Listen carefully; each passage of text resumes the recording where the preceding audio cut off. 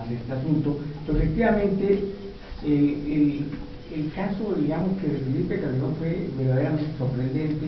Cuando se terminó el libro y lo presentamos en la Feria Internacional del Libro de Guadalajara, que apenas iba llegando los primeros ejemplares de la editorial TEDx, editorial colombiana, que se hizo allá, nos hizo acá. Entonces fue pues, también un poco complicado. Y jamás pensamos que el libro iba a tener la fuerza para que el propio presidente, todavía en ese entonces Calderón, el último día de su mandato, publicara una reforma al reglamento del Estado Mayor para autoprotegerse y autootorgarse más cosas, que en síntesis consisten en tres. La primera, decir, lo que, ahora sí, como dice él, haya sido como haya sido, lo que ya se obtuvo, y lo puso en transitorio, ¿no? Segundo, la parte de mi familia, o sea, y él entiende familia en un sentido coloquial de la expresión. Aquí hay dos conceptos de familia: la familia, que en términos jurídicos hablamos de la familia monoparental nuclear, es decir, la esposa, los hijos, en fin. Pero aquí la familia en sentido coloquial pues es mi abuelita, mi tía, es decir, ya es una familia muy amplia, bastante amplia. De ahí para el pasado de 113 a 425, esa fue la interpretación que se hizo. Segundo, se establece en esa reforma del reglamento del Estado Mayor que él y su familia, no define qué familia, pero le estoy explicando, o por lo menos lo que me explicó un senador muy cercano a él antes era ahí funcionario de primer nivel en la presidencia, el porqué de ese cambio y de esa interpretación, para otorgarle servicios de salud en el hospital militar, no en el ISSSTE, que sería el que correspondería, sino además, por supuesto, de los seguros de gastos médicos mayores, pagando la prima del propio erario, o saliendo del erario la propia prima. Y tercero, además de estos 425 en los transitorios puso, así como la posibilidad de incrementar la seguridad según las circunstancias lo ameriten, es decir, que ya no tenemos límites, ya no son 78, ya no son 103, ya no son 425, pueden ser lo que la imaginación y las circunstancias lo necesiten ya en el mundo del desquicio. Entiendo también, y esto es una interpretación mía a nivel personal, que en los demás presidentes generalmente había digamos, el enojo, la molestia, la incomodidad de la gente por ver su situación económica más difícil, su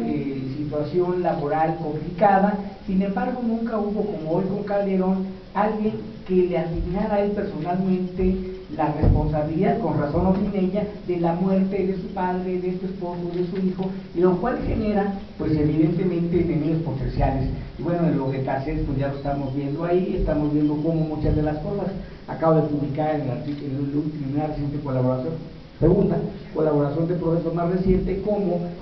inventó Calderón la muerte de Nazario Moreno, líder de la familia michoacana, que es un cártel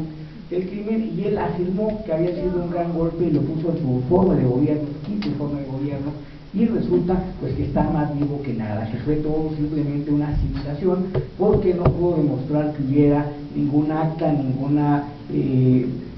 elemento que nos dijera dónde está muerto, ningún acta de defunción, ningún peritaje, absolutamente nada. Y entonces debemos jurídicamente entender que si yo no puedo probar que alguien está muerto, pues debo pensar que está vivo, porque no hay elementos para poder pensarlo. A pesar de que se hizo todo, y eso se hizo además en el marco de las elecciones para que su hermana fuera candidata a gobernadora y tuviera un impacto positivo. Entonces ya llegamos a un presidente con un nivel de desquiciamiento, no solo de violentar la ley, la Constitución, sino la mínimo sentido de inteligencia de los mexicanos en crear muertos o ganar batallas que no lo fueron. Estamos ya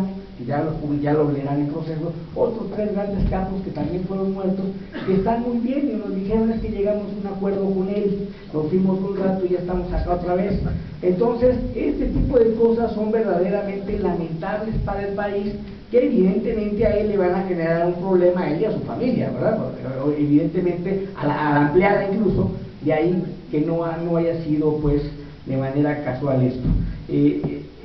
Finalmente, decir que cuando hablamos en nuestros acuerdos de 1977, de 76 y 87, no solo firmados por los presidentes, sino siquiera fueron publicados por los diarios oficiales de la Federación. En ambos casos fueron por gacetillas o boletines de actividades diarias. Es como aquí la gaceta, la gaceta que pudiera haber del instituto, que aquí publiquemos algo donde decimos las actividades de la semana y pongo un acuerdo, porque evidentemente ese acuerdo no tiene ninguna validez. Y esto fue, digamos que la fuerza, entre comillas, normativa de esto. Bueno, pues definitivamente pues estamos frente a un tema que me parece que sin duda ha generado pues una gran polémica. Los invitamos por supuesto a leer la obra y pues bueno, ya estamos preparando incluso la segunda edición, porque para nosotros fue muy sorprendente que en un lapso de menos de 2 semanas pues hubiera un cambio normativo, un cambio en la redacción del presupuesto de egresos, un cambio en el reglamento del Estado Mayor Presidencial. Yo comentaba antes de iniciar aquí con el doctor Fernández Ruiz, con el doctor Eduardo Corso, que precisamente el doctor Daniel Márquez, que pensé que iba a referirse a ello, pues resulta que es cuestionable la atribución presidencial para crear